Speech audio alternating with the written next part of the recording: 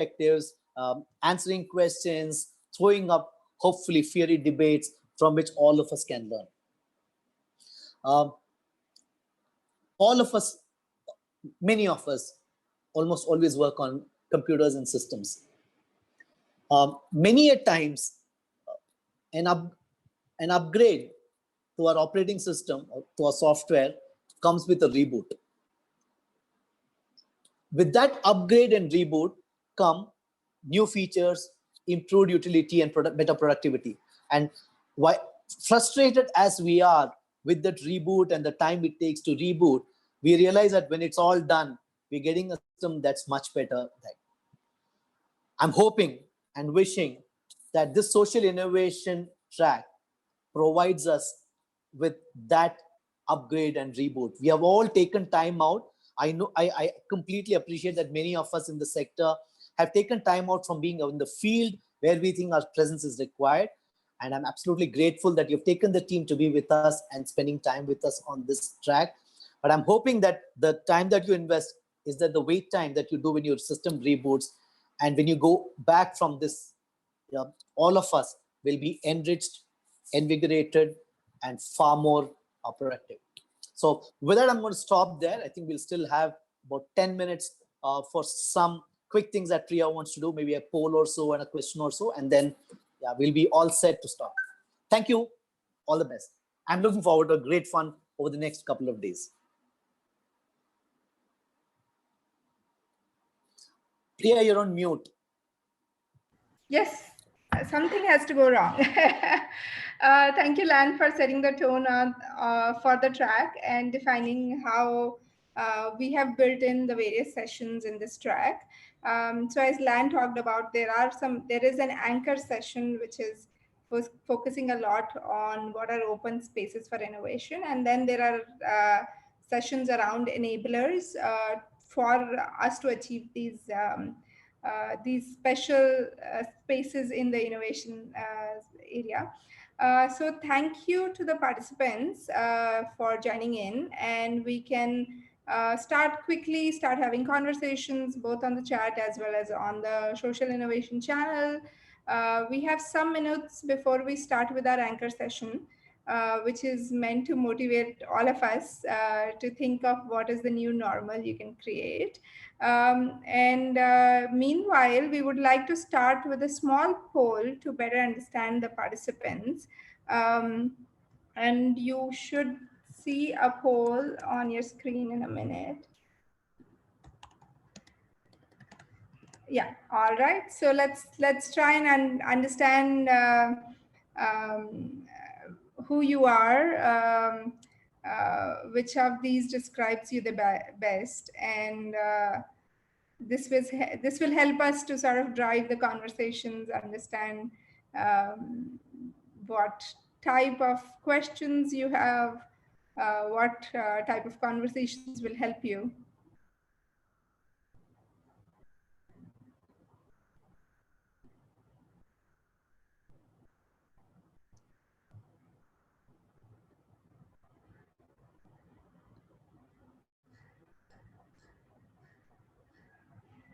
Okay, we'll just give it for another few seconds.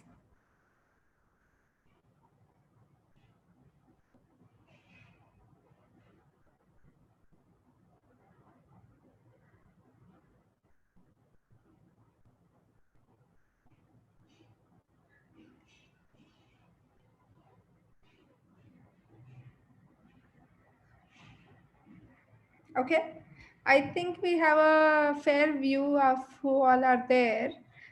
Looks like a large number of you work in the nonprofit sector, but a lot of people who are exploring working in the development sector who are interested to know more about India's social problems.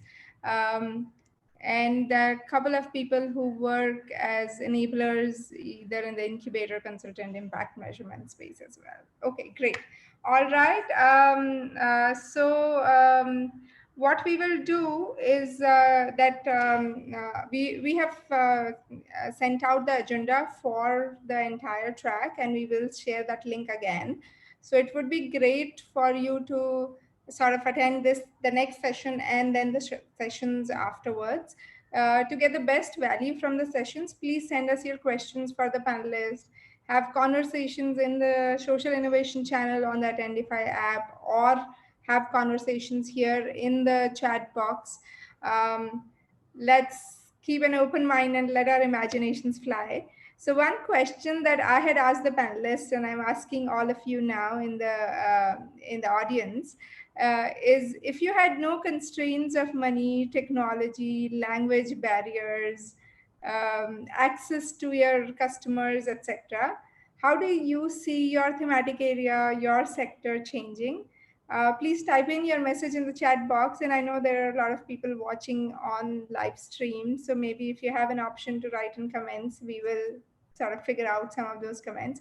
And it would be interesting to see what and how are people imagining the world to change? What is the view that everybody has? And we will share some. I know that some interesting perspectives will come out of it, so we will share that with you on the channel or in the chat box later on. So do share in your questions for the next set of panelists, as well as your thoughts on what and how you see your world changing in the next 5 years, in the next 10 years, if there were no constraints around the work that you do. So we will take another few minutes, and we will start with the next panel.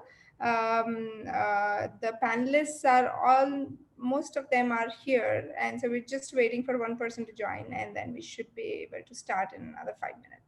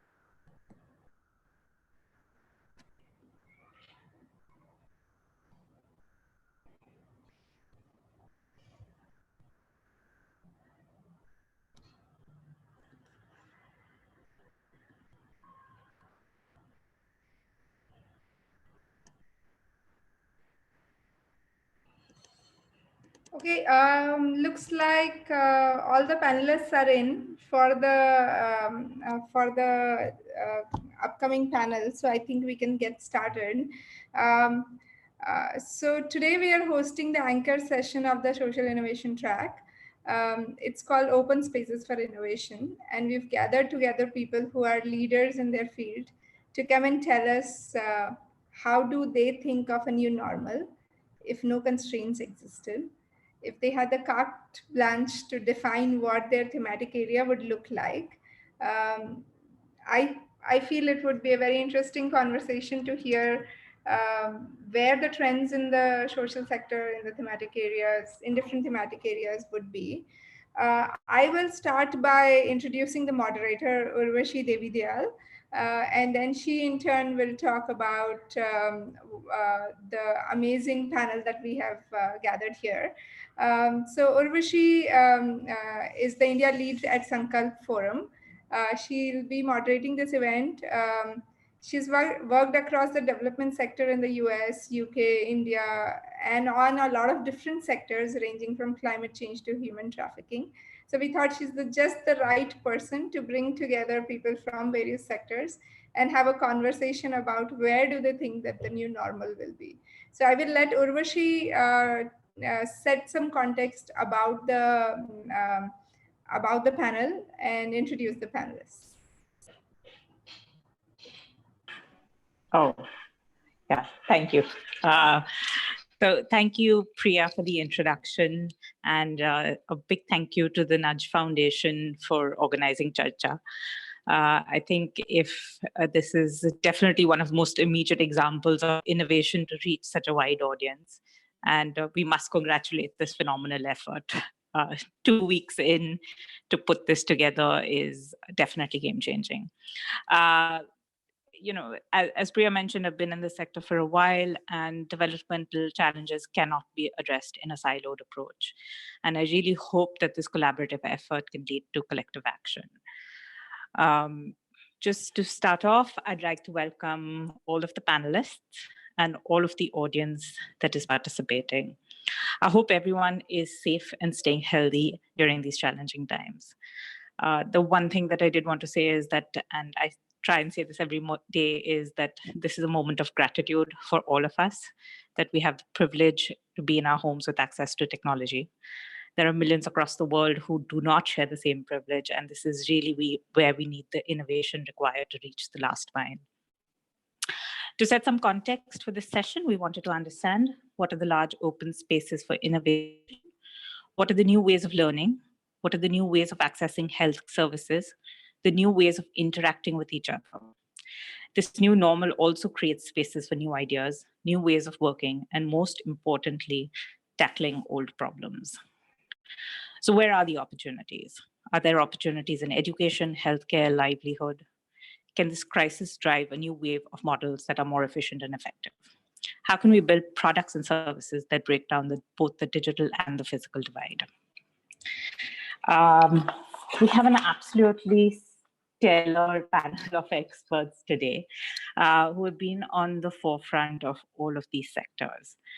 And we really hope that we can get some insight into these big questions.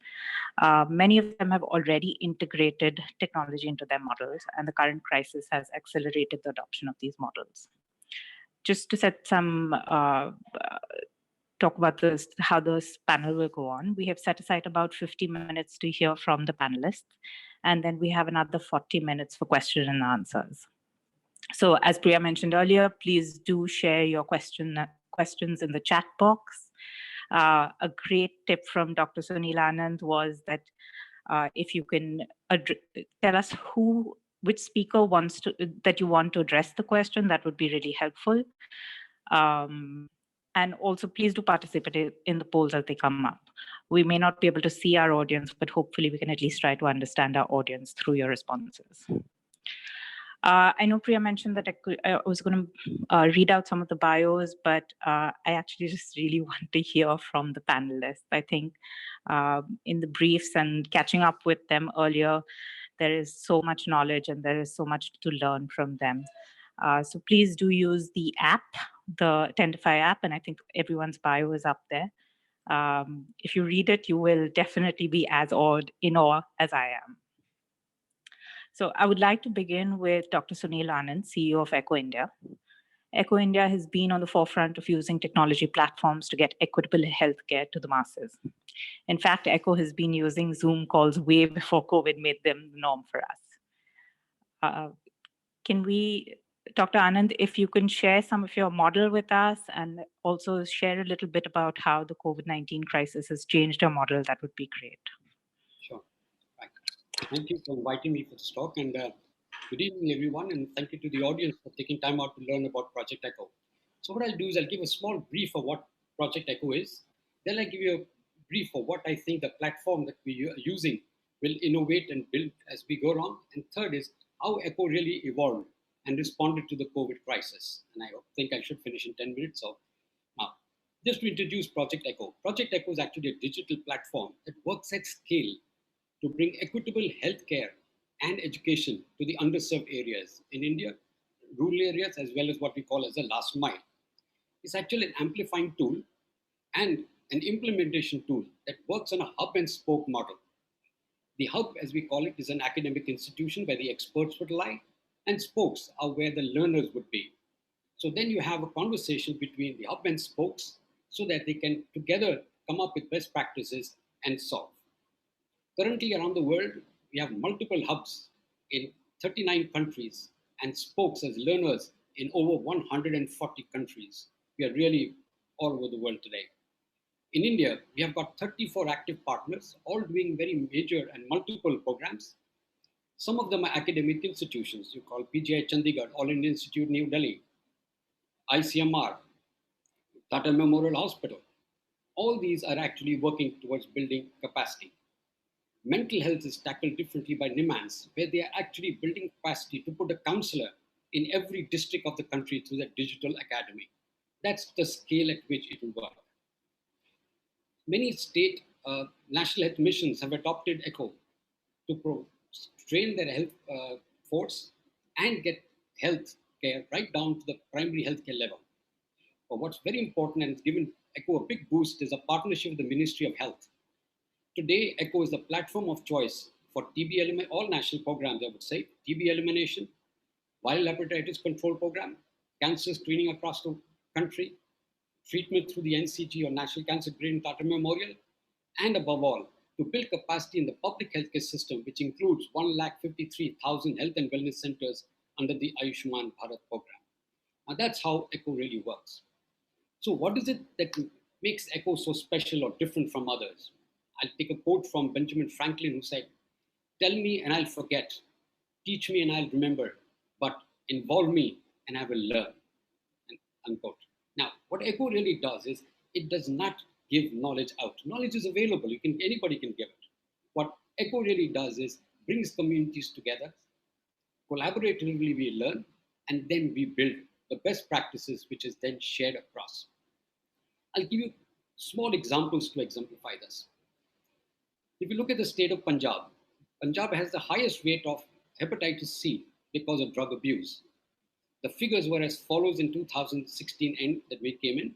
6 lakh patients needed to be treated, 25,000 new entrants with hepatitis C, and PGI Chandigarh was the only state university treating them, and they were treating only 1,200 to 1,500 of them. There's no way this battle can be won. With collaboration with the government of Punjab, who gave 100 crores a year for free treatment, PGI Chandigarh came up with what's called a decentralized program that said they need to decentralize, have more and more doctors to treat, because PGI cannot increase capacity. Even if you increase it tenfold, which you can't, but let's say you tenfold, 15,000, you reach not in the new joinee list. So we connected 22 district hospitals, government district hospitals, and the 3 government medical colleges, used their existing infrastructure with no extra cost to them. And in 3 years, the figures are as follows. 80,000 plus new patients have been treated at district hospitals. And a publication by PGI Chandigarh in the Journal of Hepatology says that the cure rate at both the places, PGI and the district hospital, is exactly the same at 92%. Now, that's a treatment protocol. Now let's look at the actual, let's say screening. You cannot screen in major hospitals. How are you going to do it? This village to go to All India Institute of so-and-so day, you got to take it to them. The only way to take it to them is build capacity at the periphery. So cancer screening, what ECHO did was, we went and asked a question. Can the frontline health workers, the ASHA workers, the ANMs, and the doctors in the primary health center be trained to do ECHO? We did a face-to-face training for 3 days, did a pre-test, did an ECHO clinic hand-holding on the cases that they did over by 12,000 patients for oral, breast, and cervical cancer, did a study at the end of 12 months, and then 18 months later, we did another study and showed that, not to forget the decelerating curve for learning, at the end of 18 months, the knowledge of the frontline workers increased by 5%. Why? Because they learned it by doing. Now look at the other example, mental health. It's a different subject altogether. I'm just trying to give different examples. Mental health, you have to talk to patients. You don't have that much luxury of 2 minutes a patient. Chhattisgarh state was treating no patients on their own. They would get an All India doctor to come and train them and then go away. So NIMANS mentored Chhattisgarh, and in 2.5 years, 60,000 new patients treated by doctors in Chhattisgarh, 130,000 plus OPD visits, and is increasing more and more. Is ECHO really only for this? Like I said, it's all about conversations and implementing your problems. Here's an example of how a systemic change or looking after something other than treatment alone can solve a problem. All of us know TB is a big problem in this country, but multi-drug resistant TB is very difficult to treat, and there's a mortality of 50%. Now, So we've got 140 some plus thousand patients of MDR-TB being treated in 147 centers. So we did an echo clinic for 2 years. 3,000 patients had to be put on a new drug for trial. We taught them everything. But at the end of the 2 years, the government realized that only 287 people were on the drug. So we held a clinic for these 147, broke them into 5 groups, and discussed, oh, why are you not using it? Some came up and said, sir, the new drug causes cardiac toxicity. Now, I don't have an ECG machine. Why should I want to use it? Risk a patient's life. So we got some authorities to sit in the clinic, and ECG machines reached, paper reached them. And the second question, what they said, between the normal limits of an ECG, I will not go into detail, when do I panic? When don't I panic? That was explained to them. And this started in August 2018 with 287 patients. In the June TB report of the government, the number of patients on bedaquiline went up to 3,000, 3 times more, right? 300%. And then the beauty of it was at the end of December 2019, the figure is 9,055. That's how echo model really does. Now, my mentor, I would say, Sanjay Purohit always keeps telling me, Sunil, don't scale that works, but build something that works at scale. Echo is that tool that works at scale. And with that platform thinking, more and more networks are being formed. Huge amount of networks are formed. Why? When you want to learn on the platform or you want to discover on the platform, it encourages interactions. It brings value exchange. It distributes the ability to solve a problem. It doesn't tell you, here's this problem, go figure it out. Here's a book to read. Nobody will give his brother or sister a car to drive after telling them, if you've read the manual, go right ahead and take the key. You've got to handhold them in an interactive way. It will inspire creations. It will build capacity.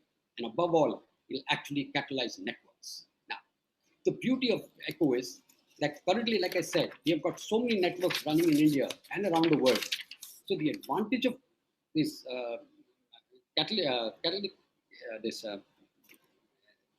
network is that it will change the way we think. Typically, you'll have a flow. This is how the flow will go. This is how you will work. The platform thinking actually asks you to exchange ideas and turns teaching to learning.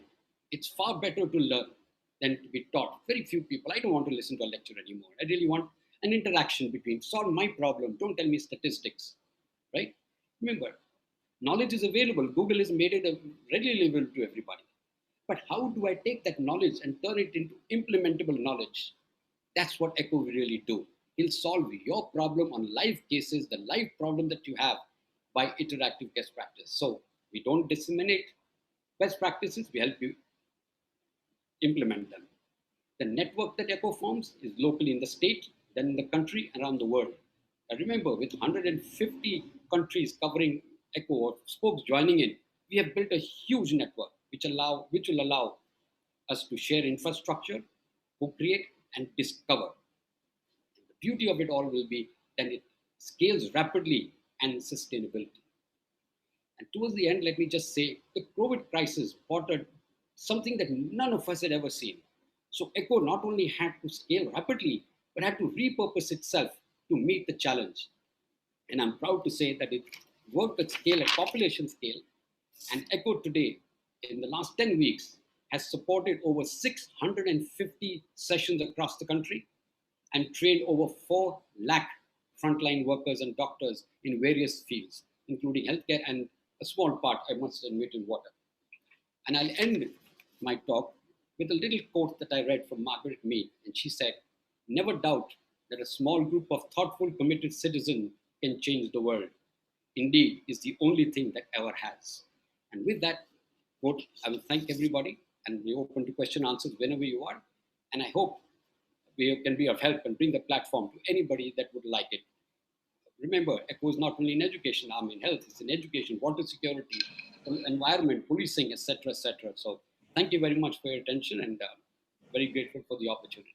Thank you. Thank you so much, Dr. Anand. I have multiple follow-up questions for you, but I think we'll sort of hear from all the panelists and come back to you. But thank you so much for sharing that. And I think that's a very hopeful moment to know that healthcare advice and there is at the last mile, even in this crisis, you have reached so many different countries, not just across India. I'd like to sort of move on and bring in Gayatri Vasudevan, CEO of LabourNet Services. Gayatri, as Amit Chandra said this morning in the opening plenary, building livelihoods is going to be one of the most essential elements in rebuilding our economy. LabourNet obviously has a vision to enable livelihoods and enhance quality of education through education, employability, and entrepreneurship. It has impacted about 1 million lives, empowering youth, men, and women to earn a decent living and become profitable micro entrepreneurs. It would be great if you can just explain a little bit more about what you have been currently doing and how the COVID crisis has changed your model or maybe accelerated your model a little bit more. So thank you. Thank you, Urvashi, and I think thank you, Priya. Like Urvashi said, thank you for bringing us all into this this drawing room for us to all have this charcha. LabourNet, we started with the vision of what we call enabling livelihood, and I think it's a full circle that the COVID crisis has brought us. When we started it, we thought work to workers was our motto. So we said what prevents workers to get work is information. You should have networks. You should know where work is going to be available. And this particularly is true in a country where a majority are informal sector workers. There are various figures floating around, whether it's 80% or 90%. How many are in agriculture is 45%, and non-agriculture has become formalized. So I'm not going to go into a number debate, but anything over 50% is significant for us to handle. And we're talking of a range of 50 to 80%. So our first problem was, how do you get information to a person so that the person is able to decide, both employer, person who gives work, and the person who takes work. The second is that what determines, what makes you decide to take a person for work, right? And the reason I'm using work as opposed to jobs is that jobs has a connotation of security.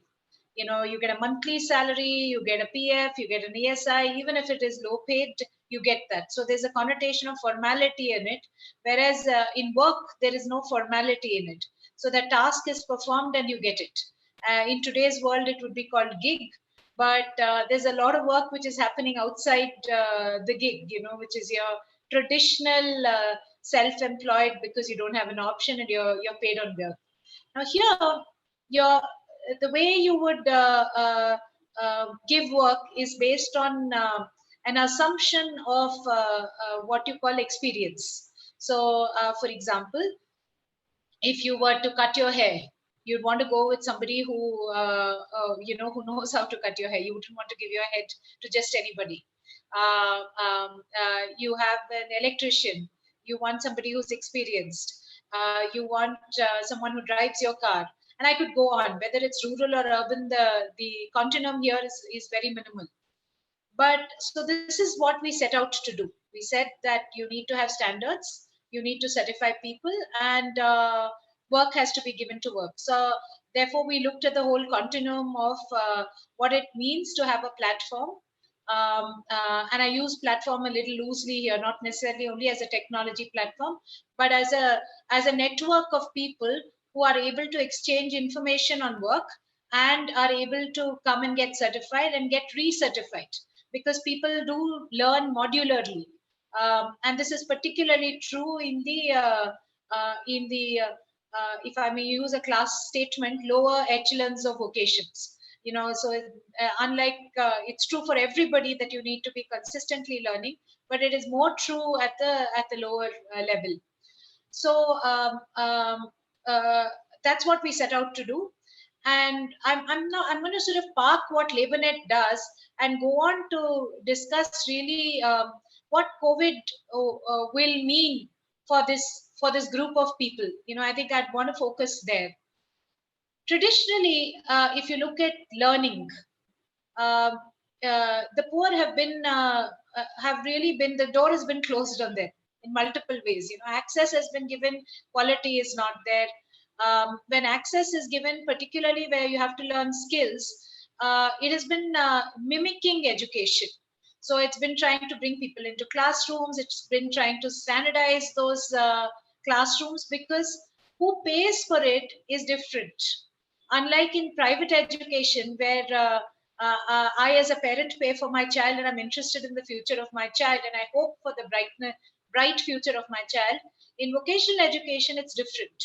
It is either the Sarkar as the Mai Baap who pays, or a philanthropic, either CSR or as an individual you pay.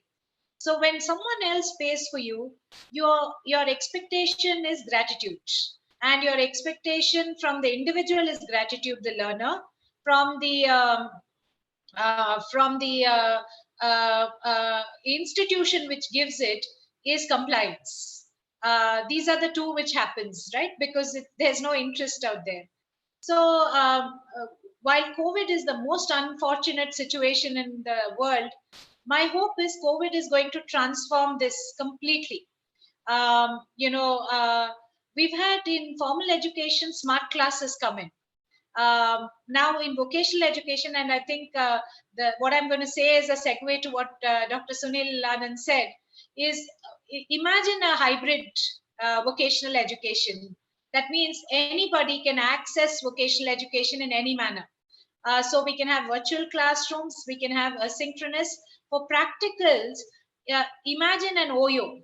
You see, you're aggregating workspaces where you can do practical. And I go back to my first point, right? What do you like in a person, or what do you esteem in a person who's going to come and do your tasks for you? Experience. So the more you can give experience and you're able to quantify that experience and give ratings around it, this is going to change. That means vocational education, or skill training as you call it, has to now evolve completely. And this could be the golden moment where we don't have a choice but to evolve, right? You cannot put 30 students in a class anymore, which means that your entire way of thinking has to now change. Now I'm going to go to my other continuum that we're discussing, right? Work. Everybody is in shock at this moment. We don't know how is work going to happen. You're going to have cities which are going to be hungry for workers, right? They're going to say, where are the people there? Because at least temporarily people are going to go back. And suddenly we're all going to realize we don't have them. I mean, and let's look at everyday life, right? And I'm just stating the way when you walk on a road, what do you see? You're going to see a security guard who's mostly from Assam. You're going to see a plumber from Odisha. You're going to see the entire migrant population, which has I think scorched the nation at this point of time, who are going from Bihar, UP, Jharkhand, walking back to West Bengal, Odisha. This group of people are going back. They've always had migration patterns, but this time they're going back hurt. They're going back hurt because we didn't treat them well. All of us are in red zones. All of us sitting here on our computers are in red zones. They're all in the green zones, which they're going back to. Just because we didn't realize their skill sets and we couldn't really quantify who they were. We didn't understand the need there. Now we're going to have a situation where all those places where work is not available is worker surplus. That means the skilled labor is back home, and you have the cities with people like us, as well as probably second generation or third generation migrants who still are there in the cities, who are going to become important. So my hope is the following, right? We need to now reimagine the way in which work is going to be done, which means that occupational safety health was something which was at the back of a compliance amongst a list of probably hundreds of compliance elements in a manufacturing factory and a little bit in other areas. But we never thought of it as an integrated thing with work conditions and living conditions. So you have enormous scope for us to rethink design at rural, design at urban, and this design needs to be cognizant of the changes that the society has asked of us, right? It has forced us to think, saying that the continuum between technology, learning, and work has to be bridged. And when we bridge it, we're going to look at the tensions between these various things. That means that in an urban area, I need to now decongest. What does decongesting mean, right? I may have about 35 to 50 cities which have population more than a million. More than a million, yes. And then I may have 7,000 or so urban spaces where I have 50,000 to a lakh population. Should we actually develop the 7,000 so that I don't congest it in the 35? It gives us space to think. It gives us space to think of learning. As I said, my hope for vocational education is it's going to be transformative if we put our minds together and don't think small, don't think center, don't think space, but think the world is your learning space. I think that's the ask for all of us today, which I think the way will be shown by the poor. They will this time take the destiny, and it's for us to be the supporting, enabling framework for us to get it there. I think that's really the space, and I think the session says open spaces for innovation. And I was thinking, if I was to summarize, open space for innovation, hybrid vocational education, open space for innovation, worker surplus areas. How do I actually have networks created there quickly to ensure quick work is given? And in worker deficit areas, like in red zones that we live in, how do you actually augment and reskill to relaunch the city with a new contour? So let me stop there. Again, thank you so much for the opportunity.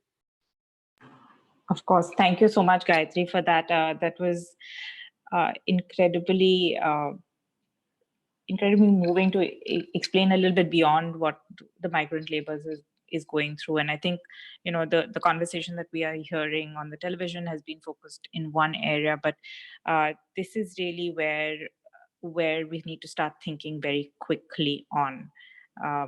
And there's a whole bunch of questions that are coming in for you, but I'll just move on a little bit to the next panelist. And I think I'd like to bring in Dr. Lalitesh Katragara now. Definitely technology innovation is really at the core of your work, and you've been the pioneer in crowdsourcing and building products for the underserved. So it would be great to hear a little bit more about what you're doing, and if you could sort of spend just a few minutes on how the COVID crisis has changed the current work that you're working on. That'd be great. Thank you, Ruchi, and thank you, Priya, for inviting me. I think it's, I'll start by saying that, I don't have any answers, right? Whenever we talk about development, I'm continuously reminded of Gandhiji's words, that what we say here makes no difference to the people that we are trying to serve. I'll make a few observations, and I think if I can spend 5 minutes, I'll spend 5 minutes defining the problem, and there is I don't know the solution, but there are outlines of what can be done. So we are giving birth to an Australia every year. We are 25 million people are born every year in this country, and 25 million people come into the job market every year. And we are creating less than 1 million jobs, best case.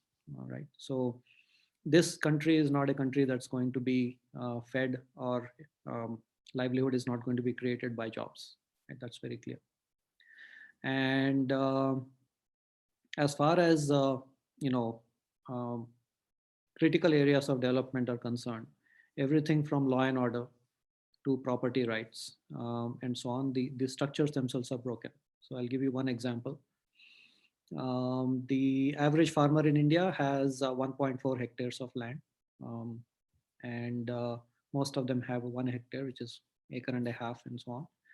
But at the same time, even though they have an acre or more, and most of those acres are worth 8 to 10 lakhs, right? But we struggle. We have a financial system that struggles to give them less than 50,000 rupees of a loan, right? This is not true in any developed country in the world, where people cannot get, even 20, 30% of the value of the asset they have.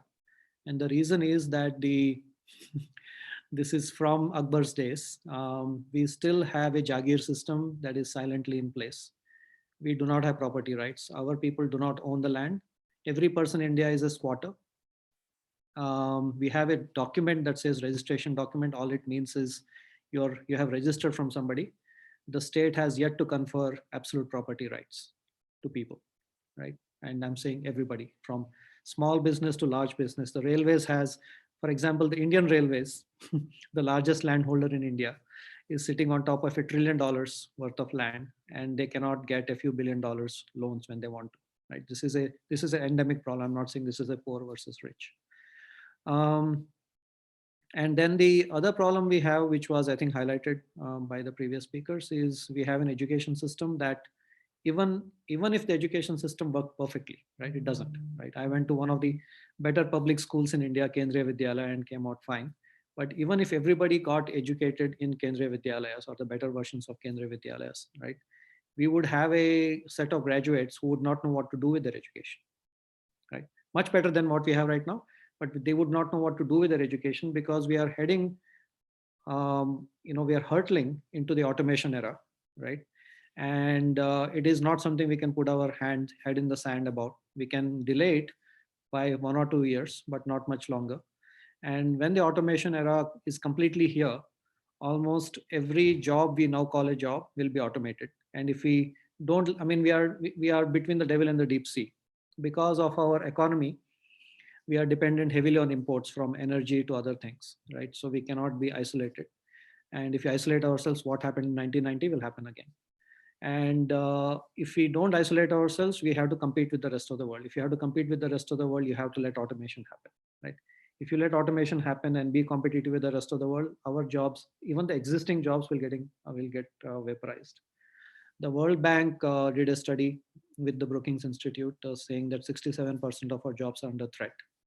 And one of my colleagues, who is the head of AI and robotics in the AI and robotics roadmap in the US, he says that 67% is an underball, more like 90% are under threat, right? And this will take 2 or 3 decades to play out, but you're seeing the effects of that. The first effect of that is, wages start lowering or stagnating, because anytime the wages try to increase, automation gets replaced with that. And so I'm painting a very bleak picture, and that's for a reason, that if we don't understand this bleak picture, I think we are in trouble, right? Because any solution we create is not going to work, and it's not going to have an impact. Now, what are the outlines of the solution? And the outlines of the solution do begin with the people. The answer lies with the people. The answer lies in the resources they already have, and the wherewithal they have. And there are 2 data points I will start with. The very same agricultural community, which is kind of, when economists talk about Indian economy, they kind of pay lip service to agriculture, but they don't focus on it. But in many ways, that is one big part of the solution. The reason why is 65 or 50+% of India still works in agri and allied. And they do have some farm holdings, small or big. And if you look at the productivity of farms in high density areas like South Korea and Israel and so on, a farmer is able to generate 5 to 6 lakhs of income per acre, right? And our farmers struggle to generate 10 to 25,000 rupees per acre. So that gap, and we believe the analysis that we have done, I'm talking, when I say we, it's a whole bunch of we. It's Indiehood, it's Avanti, this fintech that Nandan and Ratan Tata have started. It is Social Alpha, and it is societal platforms, or all of the usual suspects. Our analysis tells us that even in India, we can increase farm income tenfold, right? Per farmer, if we do all the things right. There's a whole bunch of things. I won't go through that right now. That's a separate conversation. And if that is possible, then all our efforts need to be on that, because unless we do a significant increase in livelihood of the people we are talking about, the search for jobs will continue, because nobody values the property that they already have and they're not able to monetize. And a whole bunch of things need to be done.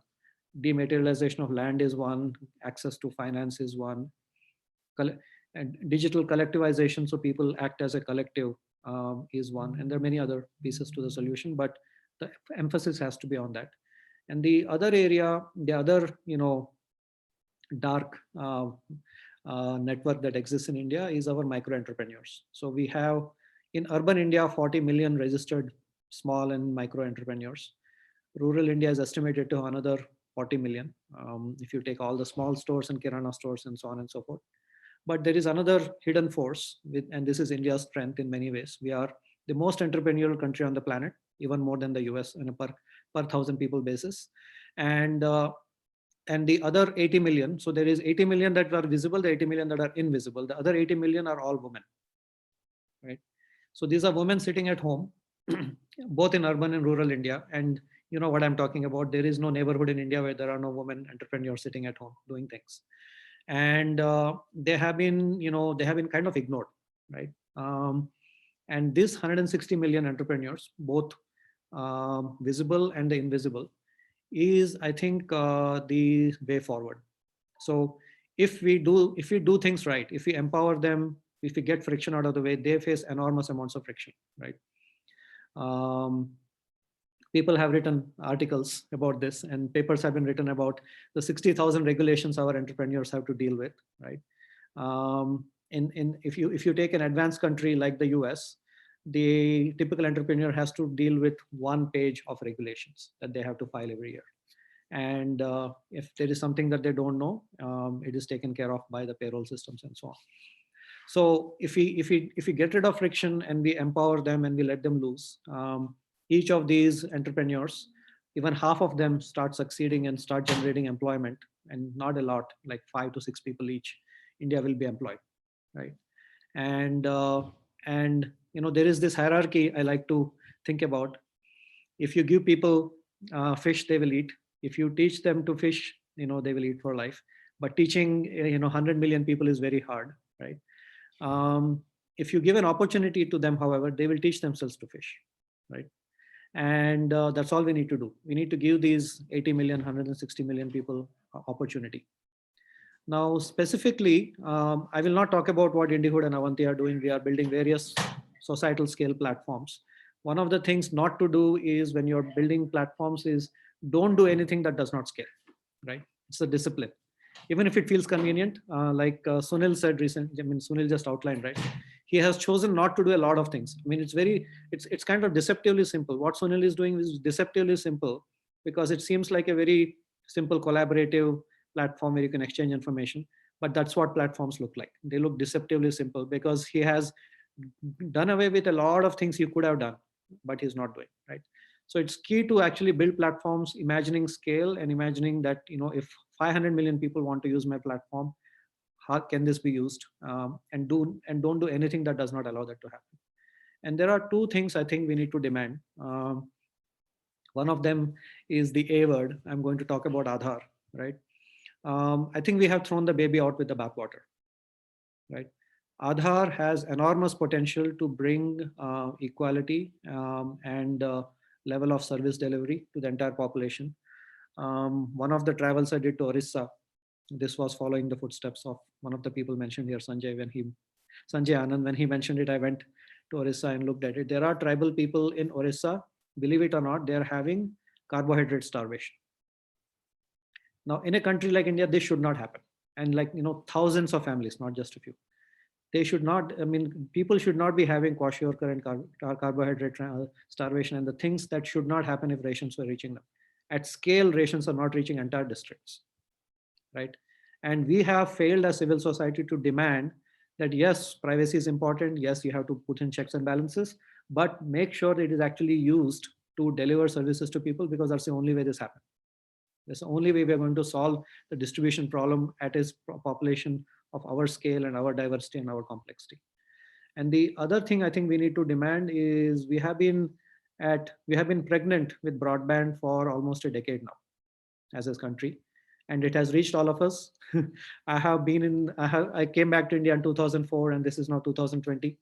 It was hard for me to get a megabit per second when I came, and now, my kids are probably playing, videos right now in this house, and I'm able to stream to you without trouble. I had like 200 megabits per second reaches my home, right? And it costs a few hundred rupees, right? But this ability does not exist in villages. The rural part of India is struggling, and one of the reasons they struggle is they are unable to connect with us.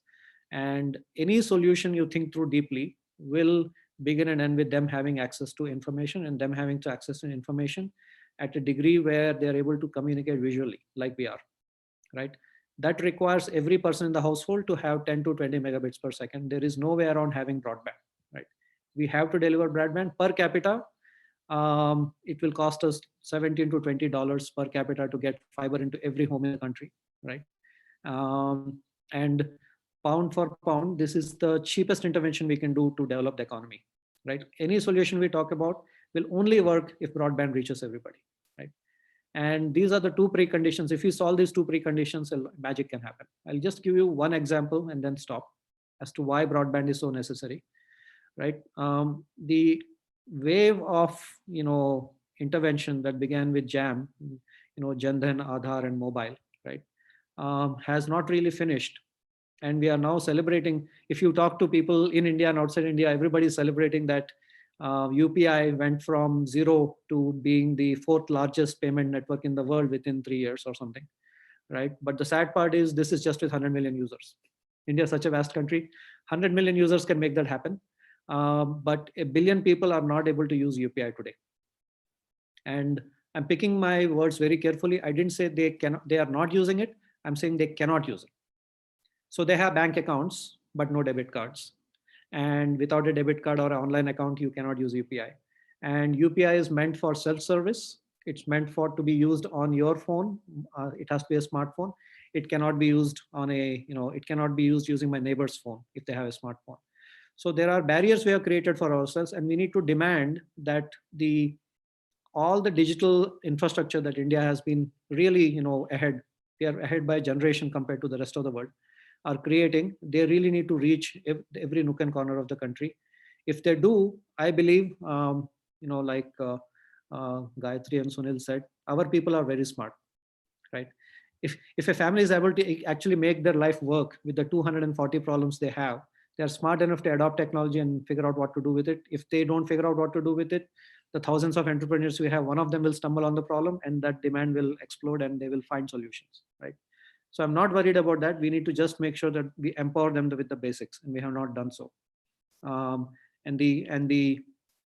I will also stop with another example. Unlike the industrial era where the government had to create problems and make sure that, create solutions to large problems like energy and so on, and make sure those things reached everywhere. We are now in a technologies era where the original thesis of Swadeshi is possible, where Swaraj at a local level is possible. What I mean by that is if you don't have electricity in a village and if you have access to capital, right, in the ways that we have discussed, you can set up a solar farm near your village and set up a few batteries and you're powered, right? You don't have to wait for a big thermal power station to be set up and electricity to reach you. And on a per rupee basis, that's actually cheaper, right? So we can go on and on, but I'll stop there saying that we are in an era where people are capable, they can be empowered, but we have to do the basics to empower them, and the rest will follow. Excellent. Thank you so much, Dr. Kachagada, for sort of setting the stage for that and sharing some of the vast areas where innovation is really needed. I'm completely with you on land rights and property rights. I think, you didn't touch on legal, but that would probably be the next space that really could change things. There are a lot of follow-up questions, and there's obviously a lot of connect with what the rest of the other panelists are doing. And I'm just going to spend some time bringing Rukmini Banerjee in.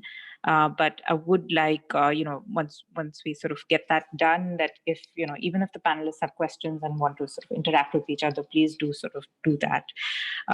So thank you. And I will now bring in Rukmini Banerjee, who's the CEO of Pratham.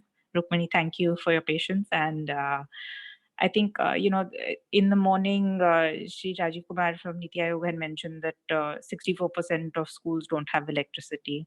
I know all of us, at least that was a statistic. Zoom school, obviously, in urban world has become the norm. It's probably not the reality on the ground. I know Pratham has been doing fantastic work across the country for many, many years and has really, raised the standard of education, and not just education, but our understanding of what education really is. It's not just the, knowing what ABC is. So could you please just sort of share some of the work that you're doing and, how this COVID crisis has really changed? Because I think definitely within education in particular, the concern is that we will sort of go back many, many years from the learning. So I'll let you get started then. Thank you so much, Urvashi. One of the advantages, even though we are called Pratham, coming at the end, is that you get the advantage of hearing what so many very, very experienced people have to say. There was a comment in one of your chats कि थोड़ा सा हिंदी में भी बोलना चाहिए. Should I do that or continue as we are doing? No, please go ahead. Okay. Yeah.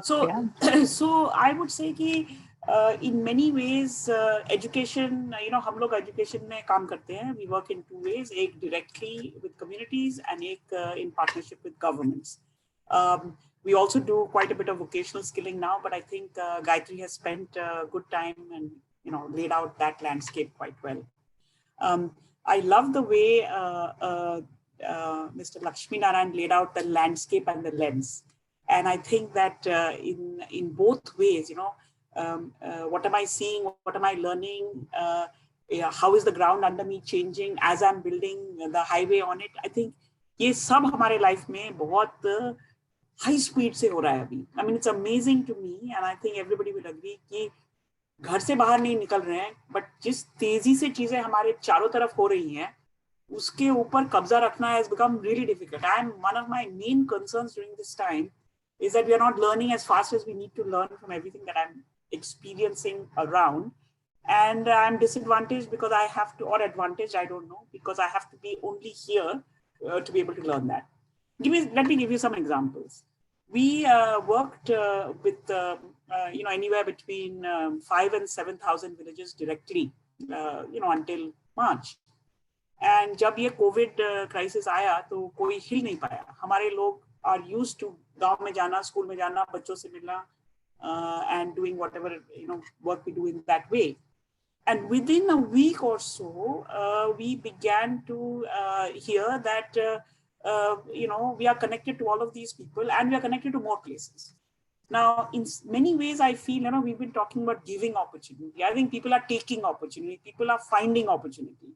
And what you need to do is to learn from how these things are happening to be able to. So we were connected to, let us say, 6,000 or 7,000 villages in March. And today, we are connected directly to more than 12,000 villages. And this has happened without anybody moving. How has it happened is the interesting question. And again, I feel कि वहाँ पे भी we have learned a lot कि जितने हमारे लोग हैं on the ground, generally a Pratham person who works directly on the ground has 5 to 10 villages जिनके साथ उनका रिश्ता है, जुड़ाव है, almost daily basis पे आना जाना है. So the first reaction without any direction from anyone was हमारे लोग कैसे हैं? Exactly like how you do with your family. I think in the first week we were all busy calling everybody we knew to make sure that people were okay. And in that तुम कैसे हो began the first set of anchors.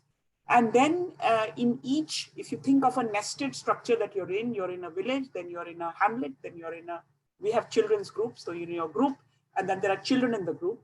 Some of the group children are from the same family, some are from different neighborhood families. And we've been tracking. The other day I was speaking to my colleagues Uttarakhand, and I said कि मुझे ना हर हफ्ते में तुम लोग कहाँ तक पहुँचे बताओ.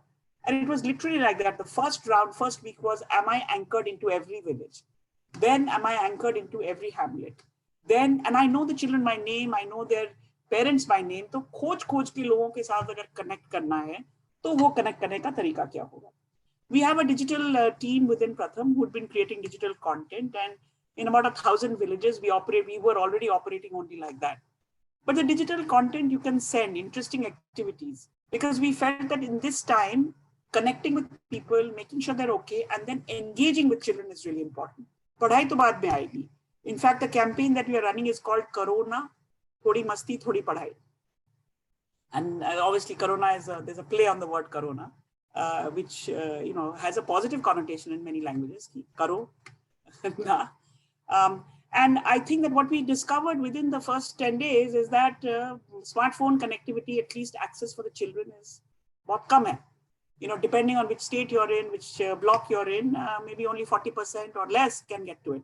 So very quickly, कि phone है, because मैं बात कर पा रही हूँ, तो अगर phone है तो वो basic phone है. Basic phone है तो मैं SMS भेज सकती हूँ. And so a huge amount of activity quickly to say that I'm going to send you engaging activities on your phone. If you looked at the social network, कि हम बच्चों से के साथ we are sending messages and then somebody from Pratham is calling. हफ्ते में एक बार, 5 दिन में एक बार to say तुम कैसे हो, तुमको जो activity आई वो कैसी थी, and so on and so forth. We found that you are sending the message to the children on one number, but they are replying back from different numbers at different times. There is a whole social network associated with communication. And I think it's when somebody wants to communicate with you, they feel connected as human beings. And I'm sure, Dr. Anand, you must be seeing the same thing, that the technology is an enabler, but there are human beings on both sides. And when the human being's main purpose is to connect, they will find ways and means to do so. So we find that as their parents began to understand that these are little bits of activities which are coming, isse bachcho ko acha lag raha hai, and in many cases there are things jo sab milke kar sakte hain. Then they began to make sure that children have access to these things. So I think that, this to us is that we had not thought that you can go, nothing was stopping us from doing all this before. Ye bhi jo hum log Zoom pe kar rahe hain, there was no reason you could not have had a virtual meeting like this 6 months ago, but हमने किया नहीं था. अब जो हम कर रहे हैं, we will be doing many more such things in the future because, हालात ने हमको मजबूर किया, but as we are being मजबूर, we are thinking कि हम पहले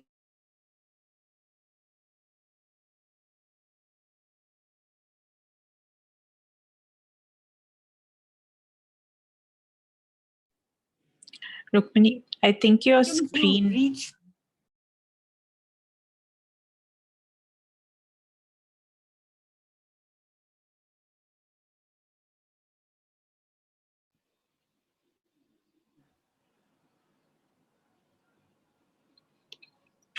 I think Rukmini's screen has frozen a bit. I think our broadband is gone. I think best would be the video, then. Yes, case for Lalitesh's point. Rukmini, maybe if you can try and put your video off, we'd still love to hear the rest of what you're saying.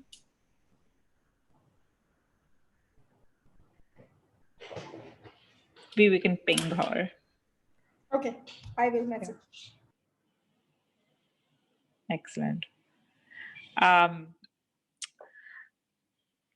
Let's just give that a minute to see if we can actually get her back on, because I know she was really in the middle of the point that she was trying to make and sharing some of the work that is there. But, obviously very interesting to see where education will go after this. And I think just the speed with which I think both Dr. Anand, you talked about your work in terms of reaching, many more people and reaching many more health workers and, spreading information because of COVID. And Gayatri, you mentioned that too, and so did Rukmini.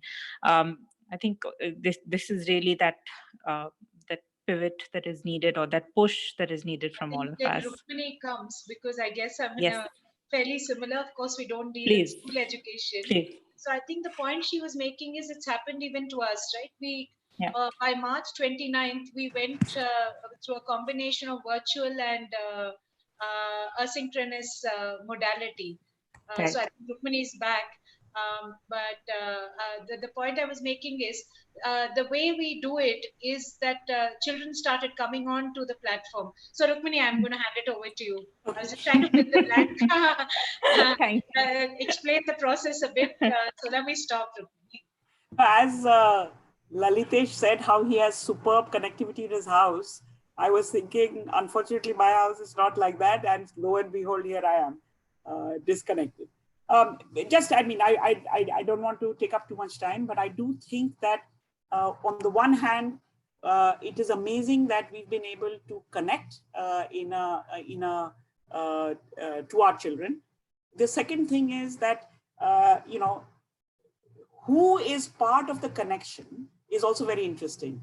If you think about a picture of education that is in everyone's mind, एक school है, एक building है, उसमें कुछ लोग हैं, teacher है, बच्चे आते हैं, घंटी बजती है, बच्चे पढ़ाई करते हैं, and then you go home. And I think in many ways that picture is now frozen, and hopefully when it unfreezes, it will be totally different. In the meanwhile, all kinds of people have come into this line. In middle class households with Zoom, there is parents who are, fussing around the children, making sure that, Zoom ka homework aap kar rahe ho. But in a large part of what we are seeing is that depending on the input that is going, if the activities that we are asking children to do is at the right level, then a lot of parents get involved as well. And so this has been an opportunity for us to see ki kaun se level pe log engage hote hain.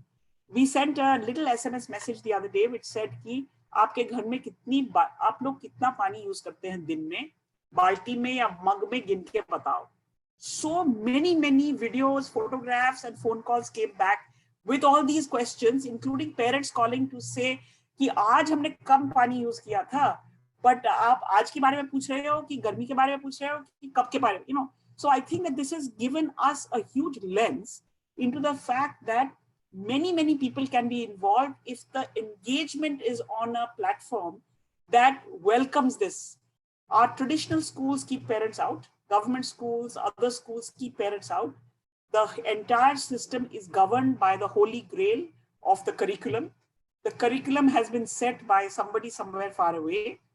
It is highly academic. And the other day, a journalist called me and said, now schools are closed, so bachcho ki learning to band ho gayi. So I said, actually, schools are closed, so bachcho ki learning actually chalu ho gayi. The children are learning a lot. And when schools reopen, we have to spend a lot of time to figure out why did what did the children learn? My granddaughter was over today and I said to her, uska bhi ye Zoom shoom chal raha hai. So I said, you like this? She said, nahi, mere ko nahi acha lagta because isme na sirf teacher se baat honi hoti hai. मैं अपने friend से बात नहीं कर सकती हूँ. A big reason why we go to school is many other things other than academic. A big things about what we learn about life come from lots of interaction. And so in many ways, I think learning is being highly accelerated in a very organic way and at every level. I mean, those kids who are walking back with their parents are learning maybe the hard way, a hell of a lot of things that they wouldn't have if they had been, staying somewhere. So my overall view is that the what of education has changed. Now the how is, it's very different, somewhat looks disorganized. The who has many more characters in it. The when, kab on hoga, kab off hoga, kab bits mein hoga, kab continuously hoga, all this will change. And that as interested people at every level, I think we have to work very hard to say that when this picture unfreezes, it should not go back to that old school. We should not be in a big hurry to say, yaar 6 mahina school band tha, to bade accelerate karke wahi curriculum karo jo mujhe saal bhar mein karna tha. I think we have to take this moment to take a deep breath and say ki hame azadi aa gayi hai. Now we can reimagine things. We also have a Rakshas now. The Rakshas is called COVID. You can blame all bad things on the Rakshas. Earlier, you don't have anybody to blame. You can blame society, poverty, वगैरह वगैरह. Now we all have a common Rakshas. Rakshas का फायदा उठाओ, उसको blame करो, and imagine a different part where parents are central, where we can actually allow children to be welcomed into school, give them the time to have the fun that we all know can be had. My own feeling is that treat 2020, whenever the school year starts, is a totally different year, and give the space for everybody to settle down. I think the school has the potential today, whether a good, hi-fi school or a government school, to be the center of the community of families that it serves, welcome the families in. And I think that this learning for life has proven to be as important as the learning for, further school or so on. I don't want to spend any more time because I'm sure there'll be discussion on how young people will fit into all of this. I have some lots of thoughts on this. I just want to finish by saying, if there is any policymakers listening, Mr. Rajiv Kumar, if he's listening, कि नरेगा में allow कर दो कि लोग बच्चों को पढ़ाएं. That will give a lot of meaning and a lot of relevance to many people who will have time. And that if some little tweaks like this are allowed, it will allow a proper engagement into this very important process of how do we bring up our children in a way that they can cope with a world which may be like this in the future. So I'll stop there, and hopefully we'll have, we'll come back to some of these. Thank you so much, Rukmini, for that.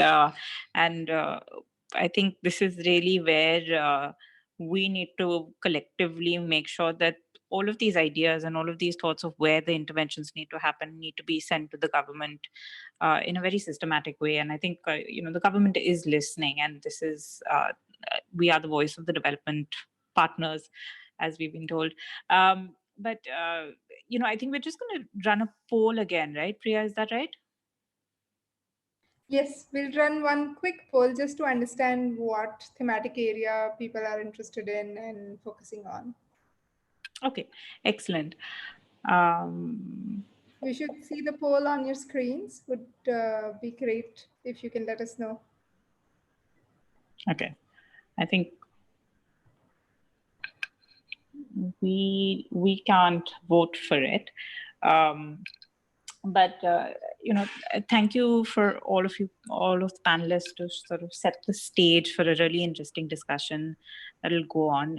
There's so many different points that we have to follow up with, and there is a fair bit of questions that have been coming in from the audience also. But I think one of the things that, and I'll throw this out to anyone who wants to answer this, is that there is definitely the space for technology, but there is also a very underlying aspect that the community plays a very strong role in all of this, right? And if anybody has any sort of views on where that behavior change or where that needs to sort of interplay with this, because technology in itself cannot be the answer. So if any interesting examples, that would be great to sort of hear this.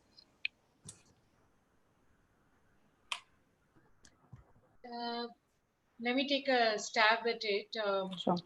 So I think it's two elements there, right? Technology is today accessible, and at the same time, we have defined how it has to be accessed. I think that we need to relook at a bit. Telecallers were always were things that were people who were serving quote unquote businesses. Now you probably need to adapt it to rural areas, into borrowing from Rukmini's example on education. We are doing it with vocational education. So you probably need a lot of facilitators for the same role, a different thing. Similarly, now, we all know that sub-centers have not ANMs have not reached villages. Can we have telemedicine operators who are these unemployed who have gone back? So we need to really look at people and jobs in a new sense. We need to change our way of thinking. Technology can be accessed only in a particular manner. I think we made the mistake once, and it stayed with us for a very long time, where we made everybody do the same things. What you and I do in the drawing room was what we thought was right, whereas 80% wasn't doing it. So how do you give a voice to what they're doing and then have technology support it? I think would be a better way of looking at it, rather than the reverse. Now today it's the reverse which actually determines. So we don't really listen to the voices on the ground for us to design our systems in a manner in which it democratizes it for them. I think I would like to think of technology as a chammach. So the chammach, I could use it for cooking, I could use it for eating, but it's my definition of how I want to use it. So, let the chammach not decide. I need to only use it in a particular manner, is what I would say.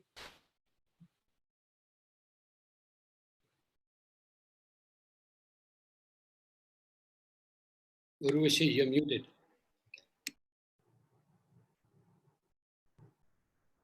I was just going to say, Rukmini, would you like to come in out there? Yeah, I think that this is also a moment. I mean, you are asking about community, but I think there is also, this is the right moment for decentralization. I mean, if I give the example of schools opening, आप दिल्ली में बैठ के नहीं decide कर पाओगे कि कौन सा school कब खुलना चाहिए. It is going to be a local decision because there will be, your red, green, or orange, or whatever criteria you use. Some areas are going to be more ready soon. Some areas are going to be more ready later. Beach mein halat badlenge. You'll have to take your decisions then. And I think it's decentralization ka fayda uthana chahiye. I myself, I'm from Bihar, and I remember spending some time with a cluster. A cluster is about 15 schools in Rohtas district. And within the education system, you have somebody called a cluster coordinator.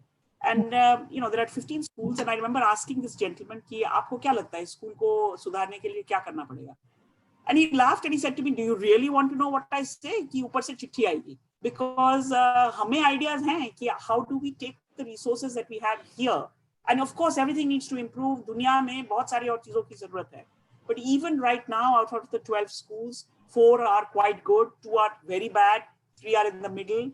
I have 35 teachers. But I don't have the power to reorganize this in a way that makes sense locally because chitti upar se aati hai. So I think we have to use this moment also to say that because of the halat, decisions need to be taken at a level which is very close to the point of action. And uske liye let people, have faith. I mean, we've come a long way with actually trusting each other. And actually, in times of hardship, people, better things come out in people than otherwise. And so how do we use this to decentralize?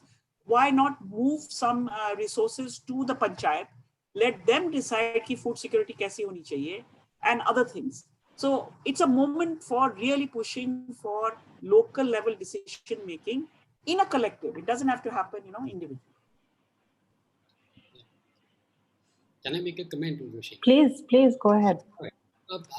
I actually believe if one thing this COVID has taught us is please grab the moment and take advantage of this. We've got a golden opportunity to decentralize and go back. I'm going to steal this dialogue of Latikesh and I'll quote him. I promise you I'll quote this. The 3 ways of doing things. One, you give a man fish, you will feed him. You teach him how to fish. And the last, what he really said was very important. He says, Sunil, or people, create the opportunity. They learn themselves. I tell you, I'll give this example. Maharashtra came to us and said, we need to train 2 lakh frontline workers. Sunil Anand was the one that said, no way. How will the Asha worker who's got a cell phone or this thing learn how to use Zoom, etc., and they won't be able to do it? They had the opportunity, and I'll proudly say, and I'll eat crow here, 192,000 Asha workers and Anganwadis were on Zoom and trained over 10 weeks, right? People gave them the opportunity. They came up. I don't know how they did it, but they did it.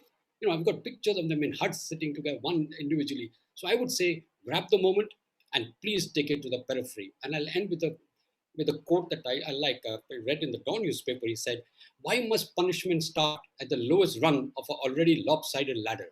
I think the poor have had it too bad all along. I think we need to do something for them. And it's our responsibility, the privileged lot, to do that." Thank you. Sure. Thank you so much for that, Dr. Anand.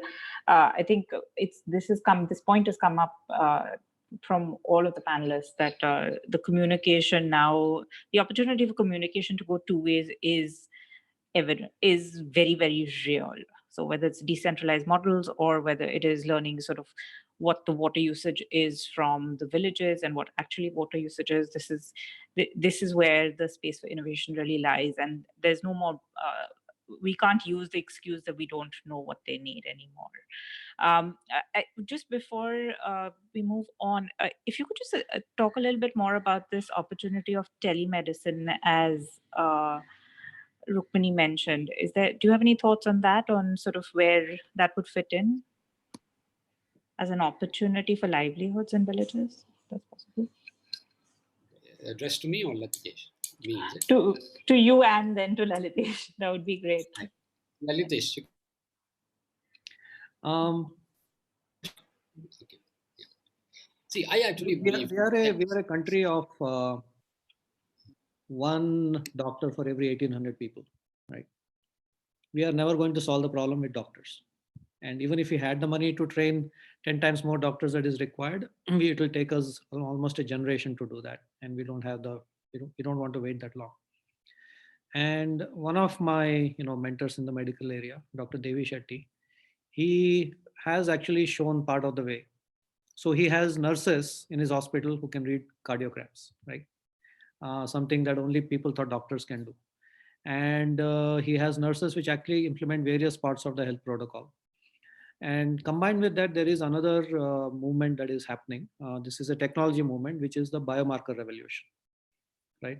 And what the biomarker revolution means is, for what used to cost thousands of rupees to test, now costs hundreds of rupees, less than 5 years. And within probably at the next 3 or 4 years, we will be able to actually have a person go and get a complete ECG and blood oxygen and whatever you actually get in a high-end hospital at the village level. The cost will come down so much that biomarkers will be ubiquitous. Then at that point, medical diagnosis becomes an issue of care, less an issue of expertise. Now, what I'm saying is anathema, right? This is not something that anybody wants to hear, but I'll repeat that again. It'll become less of an issue of expertise, because the expertise can be built into software, but care cannot be built into software. So you need that nurse, you need that person who understands the person, who talks to them, measures them, figures out, what all is ailing them, and then provides the interface to the various machines we are going to build. And then, whenever the diagnosis is clear, and obviously doctors have to verify some of it initially, and some of it will be automated if it can be. But when the care is again required, they have to provide the care, and the best people to provide care is, yes, you need nurses and so on, but it is your family, right? This fractal was mentioned, one of the speakers, I forgot. You have your family, and then the hamlet, and then the village, and so on, right? This is a very, very important construct. So if the care moves down to the level where we are using digital to provide the expertise and the connectivity to the rest of the world, but you actually own the problem and own the solution, I think that is the only way we're going to get healthcare to 1 billion people. And I'll also put in a plug for system level thinking, right? Even with all the terrible healthcare we have a average lifespan in India of more than 65 years. I don't know the exact numbers, but it's quite high. It's 65 or 68. And there are two things that if we could do, not in the health space, would actually have population scale impact on health. One is having more nutritious food through the PDS, right? We're actually selling poison through the PDS right now. And what used to be, Ayurvedic folklore about 10 years ago is now medically proven. We have papers upon papers of the harmfulness of white rice and, refined oil and sugar and so on. You reverse that, put micronutrients into our food, and all kinds of health ailments starts disappearing. And the other one, everybody understands, is sanitation, right? Both are tricky for two different reasons to solve at population scale. But if you actually solve those two, our health will go way up as a society. And again, one of them requires, I think, a top-down change. But again, if you think of both of them bottom up, society knows, people in different regions, people in Karnataka know, for example, that they have cuisines around ragi, right? So you need to sell them ragi through the PDS, and then if you go to certain other state, it'll be bajra and so on, right? And similarly, sanitation, a letter from top down, a chitti from top down is not the solution. You have to go bottom up, saying, hey, sanitation is very, very important. How do you want us to help you to solve the problem? So I think the inversion and then focusing on the big problems, I think, is one thing we need to do for medical.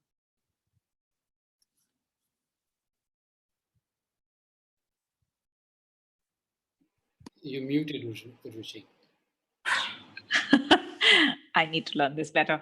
I wanted to bring you in because I know you had a point, but thank you for that, Lalitesh. That was interesting. Thanks. I would agree with that, Kesh. You need to do that, right? India has a lot of resources which we're not using to nurses, for example. In the United States, nurse assistants treat patients. Yes, they are specialists, but everybody doesn't need specialist care. I talked to a professor at All India Institute. He said 70% of patients coming to All India Institute need not come there. I worked in tertiary care hospitals. There was no OPD there. There was no casualty. It's all downstream. And if we build the skill of nurses, build the skill of ASHA workers, you got a huge amount of resource available to you. Most of the ECHO program, when we build capacity, we don't add any extra expense. We don't hire more, tell them to hire more people. We just want to train them. Yes, I agree with that. We cannot train everybody. But the answer to this is to raise the level of the nurses, get them better trained. Why can't they take blood pressure? Why can't they read an ECG, right? You'll be surprised the amount of work that the doctors and non-doctors in the United States and other developing countries do. That's the way to increase care. Technology is an enabler. That's my addition to what Lalitesh just added. Sure. Thanks so much for that. And I mean, maybe Gayatri, if you could come in here in terms of sort of vocational training at a village level, that would be useful. So I think let me go with the two themes that Sure. Lalitesh set out, and let's just for a minute look at vocations around it, right? So Lalitesh, I'm just going to use the case that you built around sanitization, for example. So we've been thinking about this, right?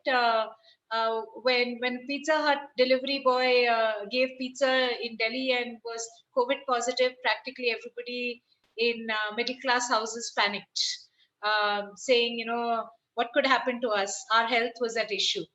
Now just imagine that we have women in every panchayat, in self-help groups have been done on scale in India. Good, bad, they're existing, right? 2 women in every panchayat. Suppose we're able to use a simple virtual tool to train and have a simple spray can on their back with a simple cleaning.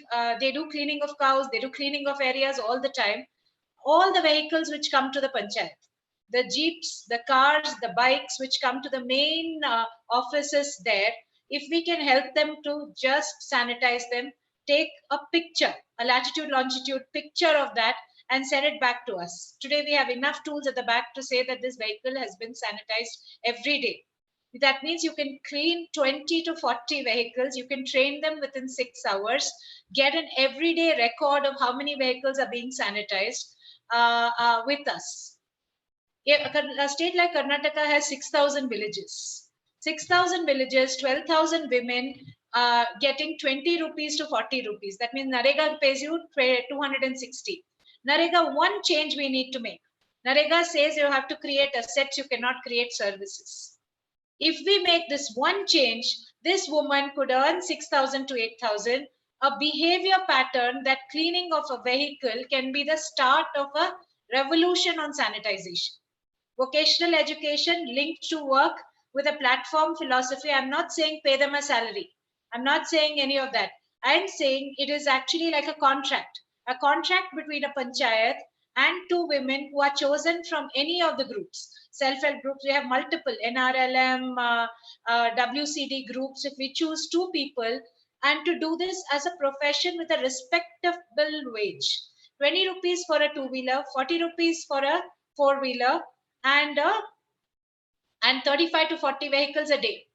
That's all that you require to do, and you're able to reach 6,000 gram panchayats in Karnataka.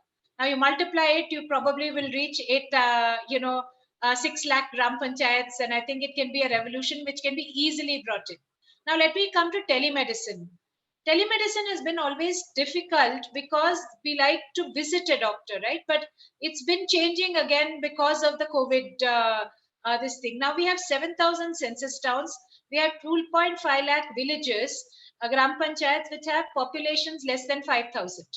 Now these 2,50,000 villages, the ANM is not going there regularly, not able to because of transport, where she stays, whole lot of issues there.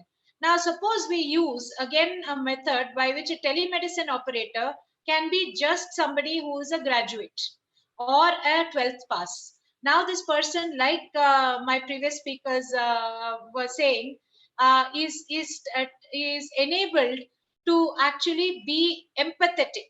That means take enough of the ailments there, not treat. Have the A&M or the phlebotomist come like sales rota. They come twice a week or thrice a week. Formalize that. That means you suddenly have an opening to reach at least primary care, which can be prevented through telemedicine. Because there's a shortage of doctors, there is a shortage of nurses, and here what you need is in my era, it used to be the STD booth. You need to create a similar model, which is simple enough for you to take. I think vocational education to me is the confluence of work and education. At constant points, we have to think of it like this.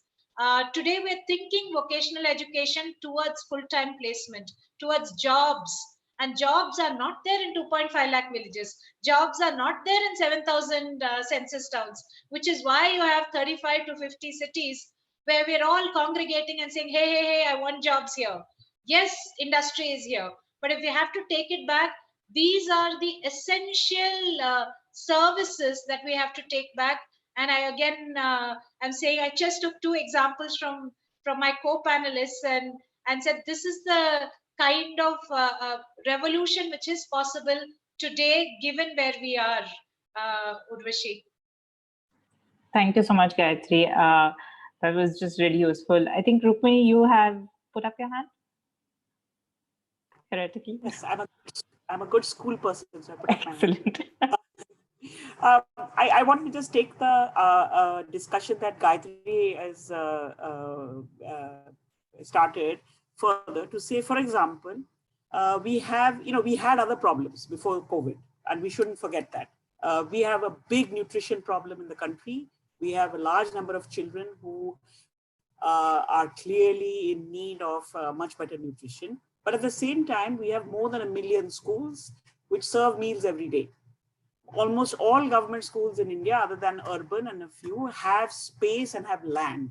And I think that in this, as we look ahead, it is going to be very important to make sure that 250 million children go to school every day, because apart from all the benefits of being in school and learning and so on, I think it's also a source of nutrition that needs to be strengthened, whether it is Anganwadis or whether it's schools. Now, I don't want to pull the fish argument any further, because once I was using this statement, and some of my friends who are vegetarians said, stop using this fish one. But vegetables, I think, are certainly possible for everyone. I don't see why we cannot have a vegetable garden in every school, which is done both by children in the school as well as by parents or youth, which can serve a very important nutrition need at this time. And PDS is one source, but a locally grown, locally organized place where a large part of today government schools serve the lower end of the distribution. I think with this crisis, with economic hardship in many families, enrollment in government schools is going to go up. And therefore, if you have a nutritious meal that is available, and again, you're building off of already what there is. The second thing is, and again, I don't want to keep going back to Lalitesh. He used the term twice, and I noted it down, saying women are sitting at home. I want to tell you that no woman ever sits. I wish more women sat. And certainly those at home have even less time to sit, as you probably realize now that you're at home. But if you notice that midday meals are cooked by women, but in the same village, any dawat, any function, when people gather for weddings or any event, the cooking is done by men. And I think that this is also a great opportunity to do recognition of prior learning or recertification of every midday meal cook in India by raising that status and by enabling, and it's always often a group, of enabling that group to be able to cook even in conditions. So your midday meal cooking is your platform, but you are then enabling people and encouraging them to also be people who can cook for other functions in the village. So I think that this looking at what are the possibilities at the level of the village where there is already a lot going on, how do you strengthen those, how do you build those, and also use those to build a collective sense that we can solve quite a lot of problems right here. Some things need to happen outside, but there is a lot that can happen right here. Thank you. Lalitesh, do you want to come in at all on this? Yeah, so I apologize for saying the women are sitting because I sit for a living. I'm paid to sit and type. I'm a typist by profession. So I think the point about, I think, nutrition, cannot be understated. Most of the medical problems we see in the country and many of the learning challenges we have is because of lack of good nutrition. And I think the idea of, and it's just beyond the school, right? I think the idea of, kids growing vegetables is a very powerful one. Even schools that don't have land, every village has land which actually is no man's land owned by the village, and that empowerment can happen. And there are many cognitive science benefits of people growing their vegetables and so on, and you learn a lot by doing that. You learn the value of time, you learn the value of teamwork, you learn a whole bunch of intangibles by doing that, which they don't get because they don't have the so-called upper middle class schools where this experiential learning happens. And I think growing stuff is a very wonderful way of imparting that. And I think the other thing that needs to happen is education. I think both the panelists are right. Rukmini is right. Education needs to be upended by having people figure out not just the teachers and the principals, but let the actual parents and the kids figure out what they want to learn, because they know what they need to learn to make the life work. And at least half of the syllabus can be driven by them. I think that will make a big difference to their lives. Thank you so much for that. We have just about 6 odd minutes left from this panel, and there's been so much incredible knowledge shared already. If I could just give all of the panelists, I know this is a tough ask, but just a minute to sort of say, in your last words, if you had a completely blank slate, and then you were to say, where would we be in 10 years from now? Obviously, a very, very tough question because nobody knows where we're going to be in the next week. But with a blank slate, where do you see India in the next 10 years? And I'll let anybody sort of pipe up here. Go first. Okay. I started it, so let me start again. I'll repeat what I just said. Please grab the opportunity with both hands. Unfortunately, the situation has given us an opportunity to rethink what we have been doing before. You can't keep doing the same thing and expect better results, right? I think we need to trust the people in the rural areas. We need to trust the public, and they will get to learn and find a way out themselves. And in healthcare, I would say, please retrain your nurses, your ASHA workers, etc. We've got a huge pool. And if you upscale their skills, I think they'll do a lot more and overcome a lot of the basic disease, prevention, vaccination, etc. if we just change that thinking. That would be my sort of closing remark, and I hope it's excellent. Done. Thank you so much, Dr. Anand. Gayatri, can we get you to go next? So in 10 years, my feeling is this is going to be the decade of health infrastructure. I believe that the last 2 decades were one of mobility.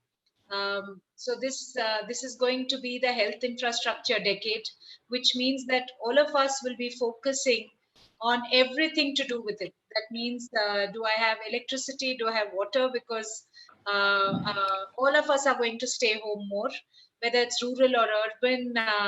I'm going to have spaces between where I'm going to be. So, which means that suddenly all these things which we said they didn't have will become more accessible. So in 2030, we may actually be solving. This decade is for us to solve these problems. the digital divide which existed needs to go if health infrastructure has to be solved. If health infrastructure has to be solved, then I need access to trained professionals, medicine, education, and health infrastructure. So mobility brought me economic growth. So villages grew on the back of remittances. Cities grew on the back, states grew on the back of remittances, whether it was outside or now. Now I think it will have to be growing on not on the back of remittances, but on the back of self-sufficiency. But self-sufficiency will have to be redefined. It's not about going back into a shell, but it is about having it in a manner in which it is more equitable. I think that's where I feel the change will be. Fair enough. Thank you so much for that, Gayatri. Lalitesh, maybe I can bring you in now. Sure. Even independent of the current crisis, we were at a fulcrum, at a fork in our history. The digital era, which can be the source of many solutions, is also the source of problems. If we are not cognizant, it will wipe out our jobs and we won't have anything to replace it, right? And the interesting thing is, if you look closely at all the discussions we've been having, we are discussing, after 70 years after independence, we are discussing freedom. We've been discussing freedom of our communities, of our businesses, and of our families to choose and to decide and design our lives, right? We have it, and the people on this panel have it because of the education and the luxury we live in and so on. But the average person does not have freedom, right? All the choices are made for them, and this is not going to happen organically. The conclusion I'm fast coming to is people have to engage, and it also, I hope it does not require a revolution of the kind that led to our independence. I think the answer might be somewhere in between. We are a democracy, and if the people demand loudly enough, they will get what they need.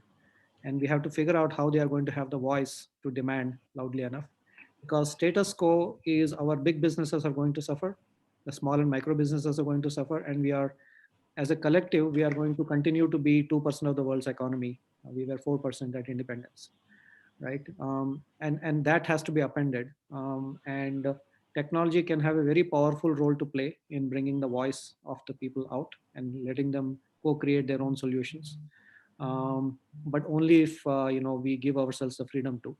And this is not a complaint. I'm not saying the government is at fault and so on. I think we have to also remember Gandhiji's words, which is that you can put me in prison, but I can be free, right? So I think we have to assume freedom and make it work.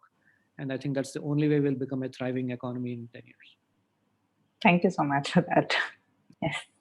Rukmini, last words. It's not a solution, it's not a vision, but maybe something to think about. I think we were just talking earlier that every age group in India is 25 million, roughly. So imagine and focus on the 25 million who are in standard 8 today, or who are going to go into standard 8 once the school year opens.